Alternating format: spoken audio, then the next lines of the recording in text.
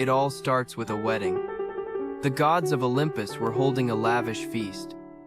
The groom was Peleus, a famous mortal hero in the Greek world, and the bride was the sea goddess Thetis. A lot of people find that strange at first. Why would a goddess marry a mortal? But there's a reason for it. Because there was a prophecy going around. The son of Thetis would surpass his father. That prophecy immediately put the gods on edge. In Greek myth, a son surpassing his father is a very dangerous thing. Uranus, the first king, was overthrown by Cronus. That made Cronus the second-generation king. And Cronus was later overthrown by Zeus. That made Zeus the third-generation king. So this is more than just a prophecy. It's a cycle of fate. Zeus knew that all too well. Zeus had long been fond of the sea goddess. But once he heard the prophecy, he no longer dared to marry Thetis. To keep it from coming true, he decided to marry Thetis to a mortal, Peleus. If the father was only a mortal, then even if the child became great, he'd only be a demigod. In theory, that still wouldn't threaten Olympus. But what the gods didn't realize was that they had only dodged a crisis among the gods, while unleashing someone who would drag the human world into war. That child was Achilles. And right at this wedding, something even more important happened. Almost all the gods were there. It was a lavish feast, with the wine god having the time of his life.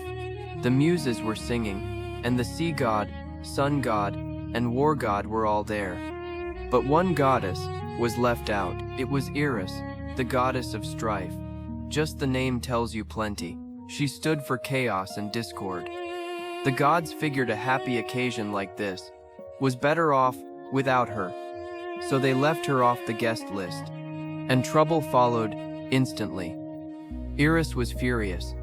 So she slipped into the banquet without a word. She tossed down a golden apple. It had only one line carved on it. For the fairest goddess.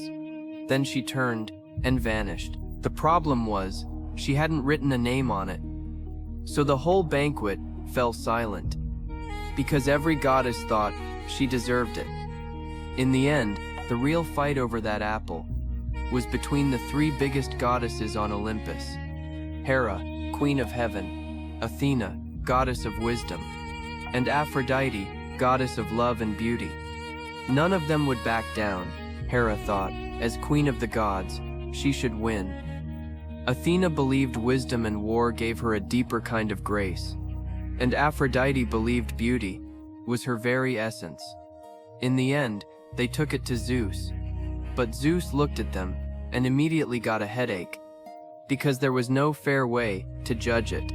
No matter what he did, someone would feel cheated. So Zeus dodged the decision. He said, "I won't judge it. Go find a mortal to judge." And that mortal was Paris, the prince of Troy. When Paris was brought before the three goddesses, he was completely lost. All three goddesses were stunning. He couldn't tell who was fairest. Paris thought it over and came up with a bold way to decide.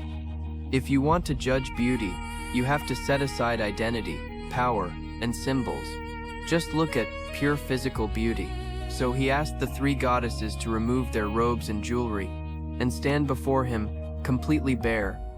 Even more outrageous, they agreed. They were all completely confident in their own beauty. The more Paris looked, the less he could tell. He was in knots. He still couldn't tell who was more beautiful. He still couldn't decide. Seeing him hesitate, the three goddesses each started bribing him. Hera spoke first. "Choose me, Paris. I'll give you supreme power. You will rule the world. No one can oppose you." What she offered was power and dominion, the kind of ambition that's hard to resist. Then Athena stepped forward and said, "Choose me. I will grant you boundless wisdom and victory in war. You will be invincible. No one can defeat you." She offered wisdom, glory, and unmatched battlefield fame, enough to keep Paris's name alive forever. Finally, Aphrodite smiled. "Choose me. I will give you the most beautiful woman in the world." That promise hit Paris. right where he was weakest. Love and desire, the most direct and hardest temptation to resist. As they say, even heroes are weak for beauty. Paris was no exception. He was the Prince of Troy, after all. Maybe he already had power and honor.